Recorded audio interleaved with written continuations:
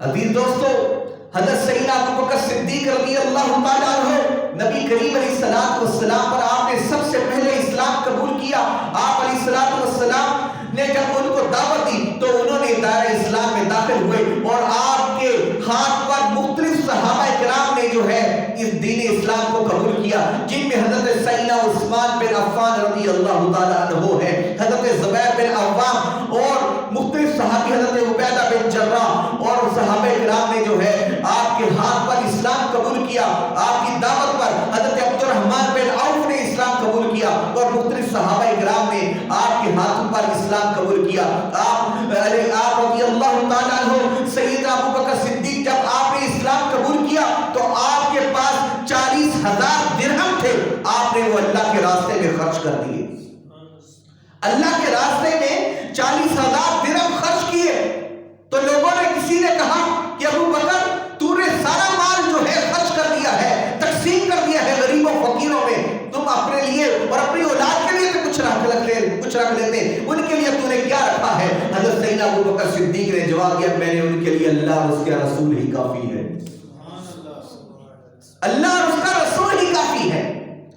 اور حضرت سیدنا ابو بکر صدیق رضی اللہ تعالیٰ عنہ نبی کریم علیہ السلام کے ساتھ ہر وقت آپ کے ساتھ منسلک رہے، آپ کے ساتھ رہے، چاہے وہ جنگ ہو، آپ جنگ میں بھی نبی کریم علیہ السلام کے ساتھ رہے. حضرت سیدنا علی المرتضیٰ فرماتے ہیں کان ابو بکر اشجع الناس، حضرت سیدنا ابو بکر سب سے بہادر ترین انسان تھے، کیونکہ جب بھی نبی کریم علیہ السلام نے اعلان فرمایا کہ میرا دفاع کون کرے گا تو کوئی کھڑا نہ ہوا سوائے حضرت ابو بکر صدیق کے. حضرت سیدنا ابو بکر صدیق غزوہ بدر میں بھی نبی کریم علیہ السلام کا آپ دفاع فرما رہے تھے.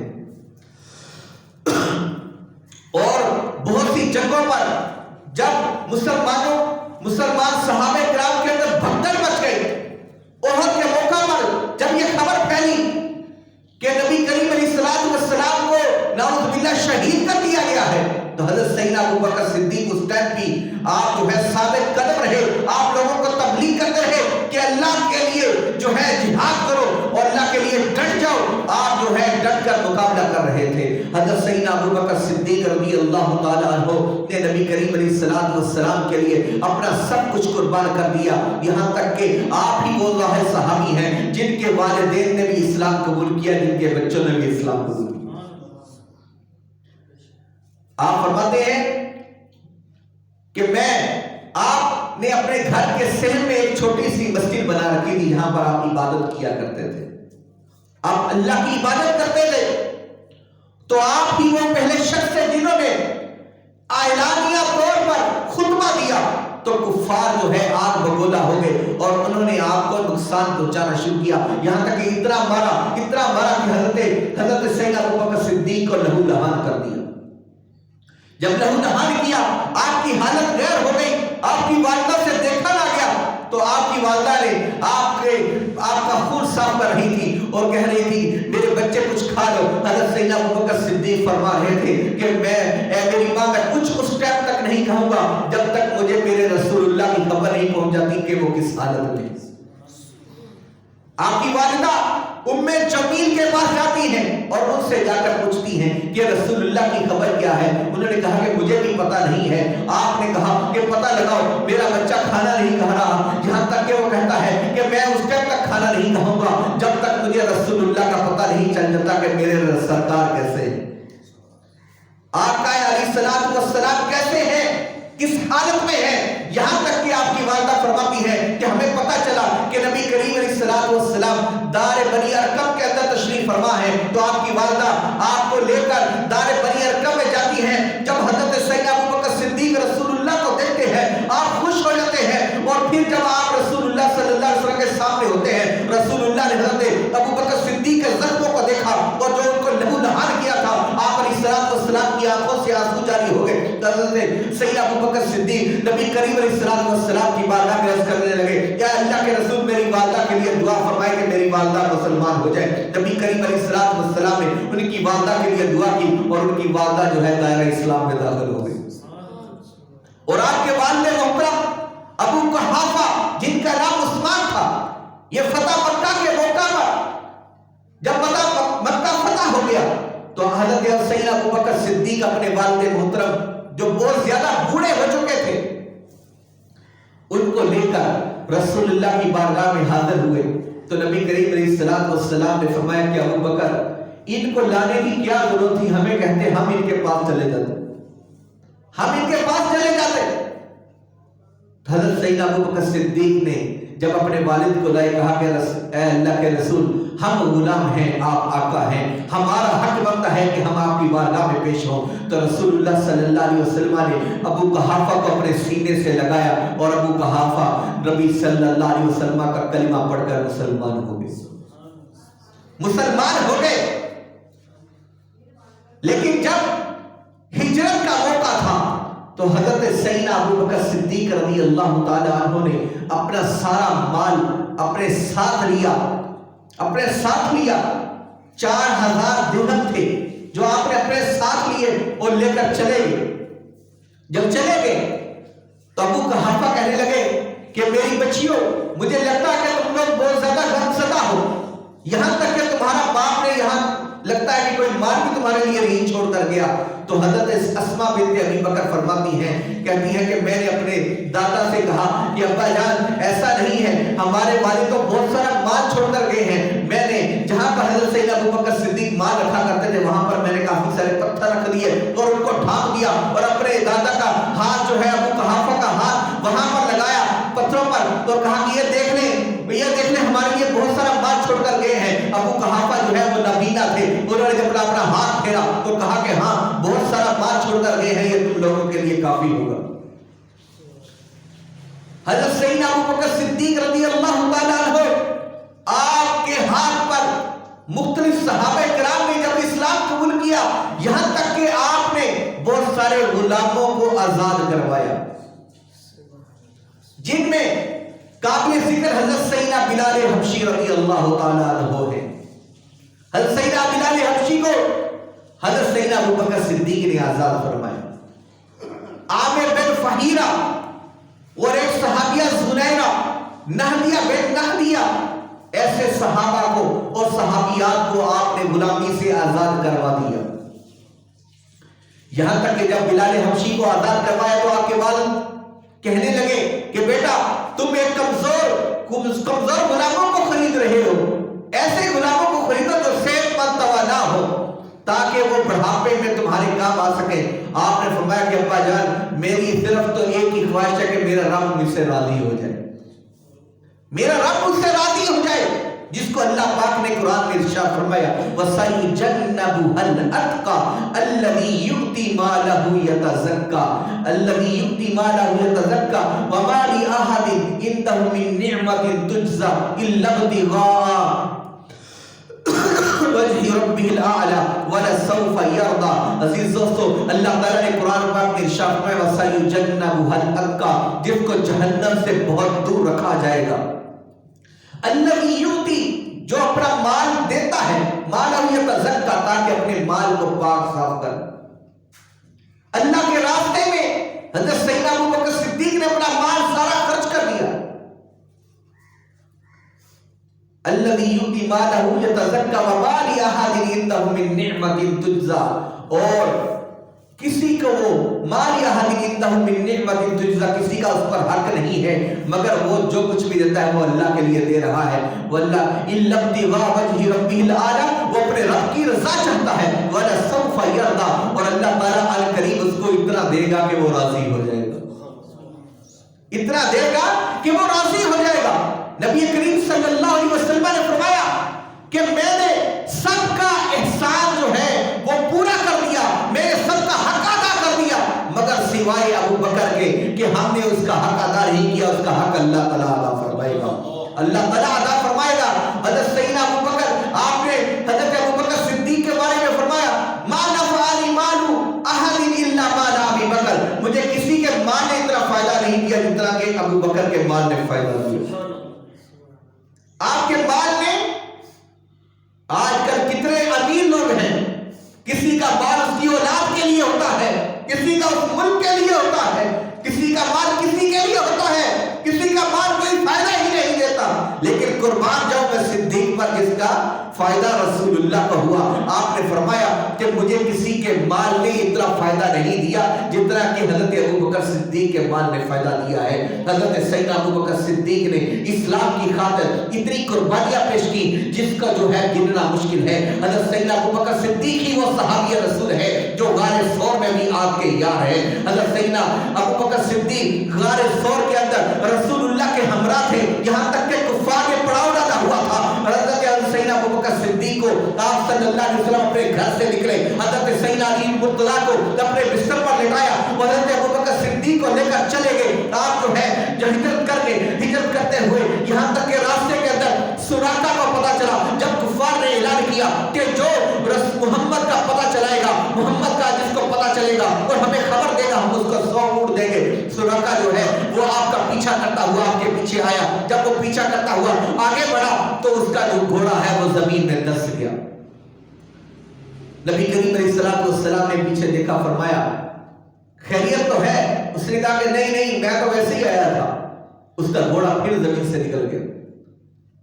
جب رسول اللہ پھر چل پڑے اس نے پھر پیچھا کرنا شروع کیا یہاں تک کہ پھر اس کا گھوڑا دس گیا. یہاں تک کہ جب اس نے معافی مانگی تو پھر اس کا گھوڑا دوبارہ واپس نکل گیا اور پھر وہ دوبارہ واپس لوٹ گیا. حضرت سیدنا ابو بکر صدیق کے ساتھ رسول اللہ آپ سفر کرتے گئے یہاں تک کہ غار ثور کے جب باہر جاتے ہیں رسول اللہ صلی اللہ علیہ وسلم نے اندر داخل ہونے لگے.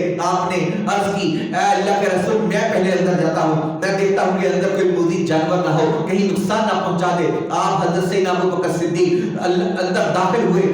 آپ نے جو ہے اندر جا کر اس کی صفائی کی اور جو ہے اس کے سوراخ دیکھے، بہت سارے سوراخ ہیں. آپ نے اپنے قمیص کو پھاڑ ڈالا اور اس کے جو ٹکڑے ٹکڑے کر کے آپ نے سوراخ بند کرنا شروع کر دیے یہاں تک کہ ایک سوراخ باقی رہ گیا. جب رسول اللہ صلی اللہ علیہ وسلم اندر تشریف لائے تو نبی کریم علیہ السلام حضرت سیدنا ابو بکر صدیق نے جو خالی سوراخ تھا اس کے اندر اپنا پاؤں مبارک رکھ دیا، اپنا پاؤں مبارک رکھا.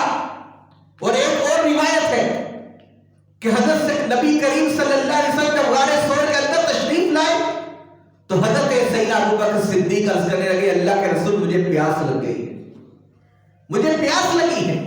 آپ نے فرمایا کہ ابو بکر غار کے اس کونے میں جاؤ اور جا کر پانی پی لو. قربان جائیں حضرت سیدنا ابو بکر صدیق نے وہاں پر یہ نہیں پوچھا کہ اللہ کے رسول یہاں تو صحرا ہے، یہاں پر تو کوئی چشمہ نہیں ہے. آپ وہاں پر گئے اور دیکھا کہ وہاں پر پانی دودھ سے زیادہ سفید ہے، شہد سے زیادہ میٹھا تھا. آپ نے وہ پانی پیا. آپ نے جب پانی پی لیا تو حضرت نبی کریم علیہ السلام نے فرمایا اشربت یا ابا بکر، کہ ابو بکر تو نے پانی پی لیا ہے؟ حضرت ابو بکر صدیق عرض کرنے لگے اے اللہ کے رسول ہاں میں نے پانی پی لیا ہے. تو نبی کریم علیہ السلام نے فرمایا ابو بکر کیسا پانی تھا، کیا مزہ آیا؟ حضرت سیدنا ابو بکر صدیق عرض کرنے لگے اے اللہ کے رسول پانی آج سے پہلے میں نے اس جیسا پانی پیا ہی نہیں ہے جو شہد سے زیادہ میٹھا تھا اور دودھ سے زیادہ سفید تھا. حضرت نبی کریم صلی اللہ علیہ وسلم نے فرمایا، آپ نے تبسم فرمایا اور فرمایا کہ ابو بکر تجھے پتا یہ پانی کہاں سے آیا؟ حضرت سیدنا ابو بکر صدیق کہنے لگے اللہ اور اس کا رسول ہی بہتر جانتے ہیں. آپ نے فرمایا کہ ابو بکر جنت کے اندر جو نہر ہے اللہ نے حکم دیا فرشتے کو اس کو کھود کر زمین کی طرف غار کے پاس اس کا راستہ بنا دو. جو تو نے پانی پیا ہے جو جنت کی نہر کا پانی تھا جو حضرت ابو بکر صدیق نے اس کو پیا. حضرت سیدنا ابو بکر صدیق اس کے بعد جب ہے غار کے اندر آپ نے اس سوراخ میں جب اپنا پاؤں رکھا تو رسول اللہ صلی اللہ علیہ وسلم اندر تشریف لے آئے. آپ علیہ السلام نے آرام فرمانا تھا.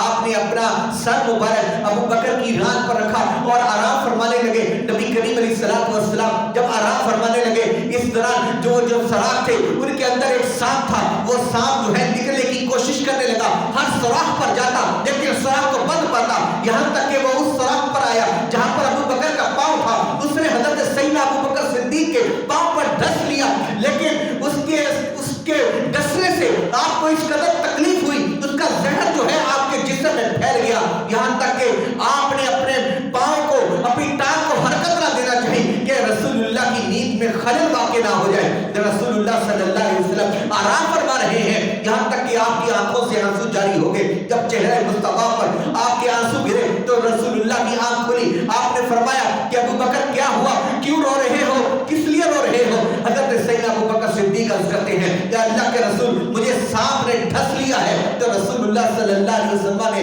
اپنا لعاب مبارک حضرت سیدنا ابو بکر صدیق کے پاؤں پر لگایا جہاں پر سانپ ڈسا تھا. اسی وقت آپ کی تکلیف جو ہے وہ کافور ہو گئی, آپ کی تکلیف کافور ہو گئی, زہر کا اثر ختم ہو گیا.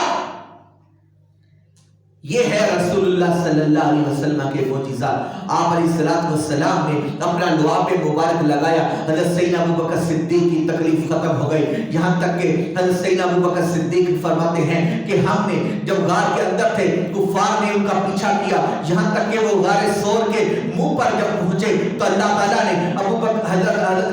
نے کبوتر کو حکم دیا, کبوتری نے وہاں پر آ کر انڈے دے دیے اور وہاں پر گھونسلہ بنا دیا, اور وہاں پر ایک مکڑی آئی, اس نے اپنا جال تن دیا اور وہ دروازہ جو ہے اس کا منہ بند ہو گیا. جب کفار آئے اور ابو جہل بھی ان کے ہمراہ تھا, وہ اسی طرف ایک جو کھوجی نے جو کھوج لگاتا وہاں پر پہنچ گیا. حضرت ابو بکر صدیق کہتے ہیں میں نے دیکھا کہ اگر وہ نیچے کی طرف کو دیکھ لیتے تو ہمارے پاؤں کو نظر آ جاتے اور وہ پھر ہمیں جو ہے ہمیں دیکھ لیتے. لیکن نبی کریم علیہ الصلوۃ والسلام نے فرمایا, جب مجھے پریشان دیکھا تو آپ نے فرمایا کہ یا ابو بکر لما تحزن ان اللہ ثالثہما, تم ماں بالو کا بھی اثنین, تمہارا ان دو کے بارے میں کیا خیال ہے جن کے ساتھ تیسرا اللہ تعالیٰ ہو, جن کے ساتھ تیسرا اللہ تعالیٰ کی ذات ہو. اللہ کے حکم سے جب وہاں پر جالا تن دیا گیا اور کبوتری نے وہاں پر انڈے دے دیے تو ابو جہل کہنے لگا کہ جو ہے, جب کھوجی کہنے لگے کہ وہ اسی طرف کو گئے ہیں, لیکن ابو جہل کہنے لگا کہ نہیں وہ اس طرف تو کبھی جا ہی نہیں سکتے. جب وہ دروازے کے اس کے منہ پر پہنچے غار کے تو ابو جہل نے کہا دیکھو یہاں پر تو کبوتری نے انڈے دیے ہوئے ہیں اور جال بنا ہوا ہے, یہاں کوئی شخص کیسے اندر داخل ہو سکتا تھا؟ پھر تو جالا ہی برقرار نہ رہتا, لیکن جالا برقرار ہے لہذا یہاں پر کوئی داخل نہ ہوا, وہ وہاں سے واپس چلے. حضرت سیدنا ابو بکر صدیق رضی اللہ تعالیٰ عنہ کی یہ نیکی اس قدر عظیم تھی کہ رسول اللہ صلی اللہ علیہ وسلم اپنے گھر میں ایک دفعہ حضرت سیدہ عائشہ صدیقہ کے ہمراہ تھے کہ حضرت سیدہ عائشہ صدیقہ عرض کرتی ہیں کہ اللہ کے رسول آج چاند کے ستارے بڑے چمک رہے ہیں, کہ اللہ کے رسول کی اتنی نیکیاں بھی کسی کی ہیں ستاروں جتنی؟ تو نبی کریم علیہ الصلوۃ والسلام نے فرمایا کہ ستاروں جتنی نیکیاں عمر کی ہیں, ستاروں جتنی نیکیاں عمر کی ہیں. حضرت عائشہ صدیقہ جانتی تھی کہ میرے والد بڑے عبادت گزار ہیں, نبی کریم علیہ الصلوۃ والسلام کے جان نثار ساتھی ہیں, آپ پر سب کچھ قربان کرنے والے ہیں. آپ نے عرض کیا اللہ کے رسول میرے بابا کی نیکیاں کہاں گئی؟ تو نبی کریم علیہ الصلوۃ والسلام نے فرمایا کہ عائشہ حضرت عمر فاروق کی ستاروں جتنی نیکیاں ایک طرف, تیرے باپ کی ایک نیکی کا مقابلہ نہیں کر سکتی. تیرے باپ کی ایک نیکی کا مقابلہ نہیں کر سکتی. یہاں تک کہ سیدنا عمر فاروق آپ خود کہہ فرماتے تھے کہ ابو بکر مجھے وہ غار والی نیکی دے دو, میری ساری نیکیاں لے لو. غار والی نیکی مجھے دے دو اور میری ساری نیکیاں لے لو زندگی کی, کہ تمہارے پاس وہ نیکی جو ہے اس کا مقابلہ نہیں کیا جا سکتا. حضرت سیدنا ابو بکر صدیق رضی اللہ تعالیٰ عنہ نے اپنا سب کچھ اسلام کی خاطر قربان کیا. یہاں تک کہ غزوہ تبوک کے موقع پر جب رسول اللہ نے اعلان فرمایا تو حضرت سیدنا ابو بکر صدیق اپنے گھر کا سارا سامان لے کر رسول اللہ کی بارگاہ میں حاضر ہوئے, اور حضرت عمر فاروق بھی سامان لے کر آئے, حضرت ابو بکر بھی سامان لے کر آئے. رسول اللہ نے پوچھا کہ ابو بکر کیا لائے ہو؟ حضرت سیدنا ابو بکر صدیق عرض کرتے ہیں اللہ اور اس کا رسول گھر چھوڑ کر آیا ہوں, باقی سب کچھ لے آیا ہوں. یہاں تک کہ روایت میں ہے حضرت سیدنا ابو بکر صدیق نے جب اپنے گھر کا سامان سارا باندھ لیا تو آپ نے دیواروں پر ہاتھ پھیرنا شروع کر دیے کہ کوئی سوئی میرے گھر میں نہ رہ جائے, کوئی سوئی میرے گھر میں نہ رہ جائے. لوگ جیسے کچی دیواریں ہوتی ہیں اس میں سوئی اٹکا دیتے ہیں. حضرت سیدنا ابو بکر صدیق دیواروں پر بھی ہاتھ پھیرنے لگے. جب دیواروں پر ہاتھ پھیرنے لگے اور اس کے بعد آپ نے اپنا لباس اتار کر ٹاٹ کا لباس پہن لیا, ٹاٹ کا لباس پہنا اور آپ رسول اللہ کی بارگاہ میں حاضر ہوتے ہیں. آپ نے فرمایا کہ ابو بکر کیا لائے ہو؟ حضرت سیدنا ابو بکر عرض کرتے ہیں اللہ کے رسول میں گھر کا سارا سامان لے آیا ہوں. آپ نے فرمایا ابو بکر گھر میں بھی کچھ چھوڑا ہے؟ حضرت ابو بکر عرض کرتے ہیں اے اللہ کے رسول اللہ اور اس کا رسول چھوڑ کر آیا, اللہ اور اس کا رسول چھوڑ کر آیا. حضرت عمر فاروق کرتے ہیں, حضرت عمر فاروق آئے, آپ نے فرمایا کہ عمر کیا لائے ہو؟ حضرت عمر کہتے ہیں کہ اللہ کے رسول میں نے سامان کو 2 حصوں میں تقسیم کیا, آدھا گھر چھوڑ آیا ہوں, آدھا آپ کی بارگاہ میں لے آیا. آپ علیہ السلام نے قبول فرمایا, یہاں تک کہ جس نے اسلام کی خاطر جو ہے اپنا مال پیش کیا. حضرت جبرائیل علیہ السلام آتے ہیں, نبی کریم علیہ السلام کے بعد جب آئے تو آپ نے ٹاٹ کا لباس پہنا ہوا تھا. نبی کریم علیہ السلام نے پوچھا اے جبرائیل آج تو نے ٹاٹ کا لباس پہنا ہوا ہے؟ حضرت جبرائیل علیہ السلام نے عرض کرنے لگے اے اللہ کے رسول اللہ تعالیٰ کو حضرت ابو بکر صدیق کی ادا اس قدر پسند آئی ہے کہ اللہ نے حکم عطا فرما دیا ہے کہ سارے فرشتے حضرت ابو بکر جیسا لباس پہن لیں. آج سارے آسمانوں کے فرشتوں نے بھی حضرت ابو بکر جیسا ٹاٹ کا لباس پہن لیا ہے. اللہ تعالیٰ حضرت سیدنا ابو بکر صدیق کی محبت ہمارے دلوں میں اجاگر فرمائے. اللہ تعالیٰ ہم سب کو ان کے نقش قدم پر چلنے کی توفیق عطا فرمائے. حضرت سیدنا ابو بکر صدیق نے اس ٹائم پہ اعلان جہاد بلند کیا جب جو ہے مدعی نے جو نبوت ہے, جنہوں نے نبوت کا دعویٰ کیا, جن میں مسیلمہ کذاب جو پہلا شخص تھا جس نے جو ہے نبوت کا دعویٰ کیا, حضرت سیدنا ابو بکر صدیق نے اس کے خلاف اعلان جہاد بلند کیا. حضرت سیدنا ابو بکر صدیق نے ان کے خلاف اعلان جہاد بلند کیا, اور جنہوں نے زکات دینے سے انکار کیا آپ نے ان کے خلاف بھی جہاد کیا. حضرت سیدنا ابو بکر صدیق رضی اللہ تعالیٰ عنہ نے نبی کریم علیہ السلام کے مسئلے پر آپ نے سب سے پہلے نمازیں ادا کی. نبی کریم علیہ السلام نے آپ کو مسئلے پر کھڑا کر دیا. جب رسول اللہ صلی اللہ علیہ وسلم پر بیماری کی شدت ہوئی آپ نے فرمایا مرو ابا بکر فصلی بالناس, ابو بکر کو حکم دو کہ لوگوں کو نماز پڑھائے. حضرت سیدہ عائشہ کہتی ہیں میں نے کہا کہ اللہ کے رسول میرے باپ جو ہے وہ بہت رقیق القلب ہیں, بہت زیادہ جو ہے رونے والے ہیں, اللہ کے رسول کسی اور کو کہہ دیجئے. آپ نے فرمایا مرو ابا بکر فصلی بالناس, ابو بکر کو حکم دو کہ وہ لوگوں کو نماز پڑھائے. یہاں تک کہ سیدنا ابو بکر صدیق نے رسول اللہ کی حیات مبارکہ کے اندر ہی آپ نے جو ہے مصلی پر کھڑا ہو کر مسلمانوں کو جو ہے نماز پڑھائی. اسی سے ثابت ہوا کہ رسول اللہ نے آپ کو اپنی زندگی میں ہی خلیفہ مقرر فرما دیا. اللہ تعالیٰ حضرت سیدنا ابو بکر صدیق رضی اللہ تعالیٰ عنہ کے مظاہر الانوار پر اپنی تجلیات کی بارش نازل فرمائے, اور ہم سب کے دلوں میں حضرت سیدنا ابو بکر صدیق کی محبت عطا فرمائے. وما علینا الا البلاغ المبین.